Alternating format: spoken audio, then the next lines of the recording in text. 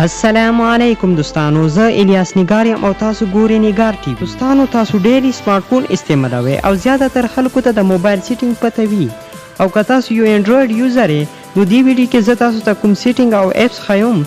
دا اپس او سیټینګ په باره کې به تاسو ته معلومات نه وي او دا اپس او سیټینګ 99.99% تاسو مدد کولی شي. ویډیو لیدلې نه مخکې که تاسو زموږ د یوټیوب چینل سبسکرایب نه وي کړی نو سبسکرایب یې کړئ. اوس راځو ویډیو طرف ته. نمبر 5 هینګینګ. دوستانو اکثر موبایل هینګ کیږي. دا ځکه هینګ کیږي د موبایل سیستم صحیح اپریټ نه کیږي. موسټلی وجه د دې انسیسری اپ وي، یعنی فضول اپس. کله واري موبایل سٹارټ کولو سره هم دغه مسله نه حل کیږي، لیکن تاسو خپل موبایل سیف موډ فیچر نه دغه مسله حل کولی شئ. سیف موډ آن کولو لپاره پاور بټن پریس کړئ او پاور اپ باندې ګوته کیږدئ. لږ سال به تاسو ته سیف موډ آپشن راشي.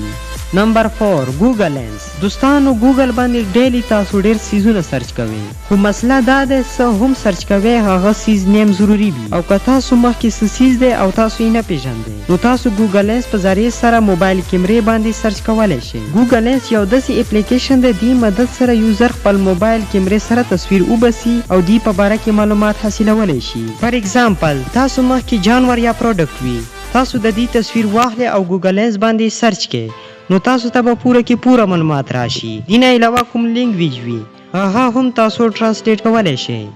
نمبر 3 میکینګ ډیسیژن. دوستانو کله واري موږ سره دغه سوچ وي زه کپړې واخلم، کوټ، چپل یا بوټان. دومره سامان اخیستل د چا وس وي او چا نه، خو غریب کس په دغه سوچ کې وي چې کوم سیز واخلم. نو دې معاملې کې که تاسو سره خپل موبایل مدد وکړي نو تاسو به دې خبرې نه مزاح جوړ کړئ. پلی سټور کلاب کې سرچ کړئ ډیسیژن کرافټینګ او دغه ډاونلوډ کړئ او دې کې خپل پسندیده سامان اډ کړئ او تاسو ته اسانۍ سره ښایي دغه سیز واخله. دا وکی سره د کمال اپس دی. نمبر 2 یو وی لایټ. دوستانو دا خبره به تاسو اوریدلی هم وي او در سره شوي به هم وي. مونږ کوم ځای کې اوسو هغه ځای کې فیک شیان زیات وي او ریل ډیر کم، خاص کر کرنسي.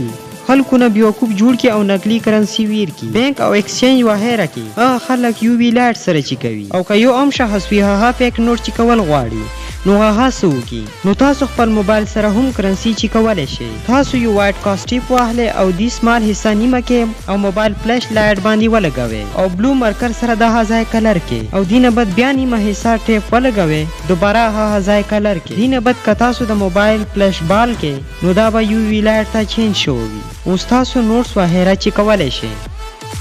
نمبر 1 مایکرو فوټوز. دوستانو تاسو سره چې کوم موبایل دی د دې کیمرا به ضرور وي. سبا وخت کې هر سمارټ فون کې ښه کیمرا لګوي او که تاسو وړه سیز تصویر جوړوئ نو کیمرا دومره وړه ابجیکټ باندې فوکس نه کوي.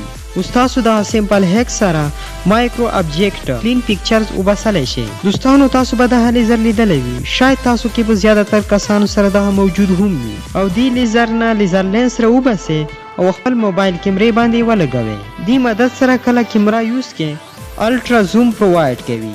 دا سیمپل طریقې سره تاسو مایکرو ابجیکټ تصویر وباسلی شئ.